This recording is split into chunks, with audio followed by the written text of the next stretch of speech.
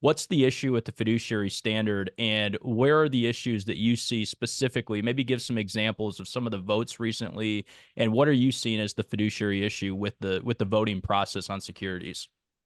So let's first talk about the law, and then we'll talk about a couple examples. And so this has been a hotly contested political issue.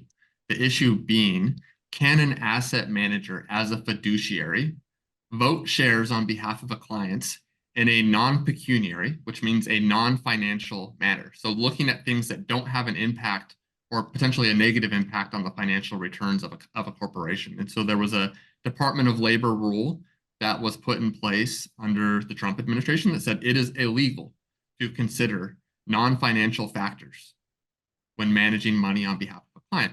That would violate fiduciary duty. In the Biden administration, and this is where it starts to get political, but it's really about fiduciary duty. That was the second thing that was rescinded when Biden became president. The first thing was the Keystone Pipeline. The very second thing was that asset managers could consider non-financial factors when pushing corporations on behalf of clients. And so right now, it is the law that an asset manager legally can push ESG or DEI, things that might cost you money or might not help make you money, or it's unclear, with your money without your consent. That is legal today. Unfortunately, I don't think it should be legal. I think that there should be a fiduciary duty to maximize value for your client, period. But that is where we are as far as the legal landscape today. Might be different in a few years from now or a decade from now. Examples of asset managers voting in ways that, in my belief, constrain shareholder value.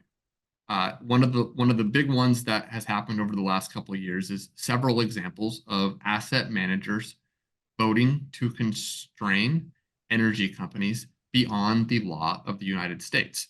And so a couple examples of this would be Chevron, Exxon, where there was ballot proposals to make them reduce their Scope 3 emissions beyond U.S. regulations, which for Exxon and Chevron, what that means is to drill less, to frack less, to produce less energy, because you're being mandated to have less products to sell from your largest shareholders. Of course, Chevron, of course, Exxon said, this doesn't make sense. We recommend shareholders vote against this proposal. But the largest asset managers all teamed together and they voted for it and it passed.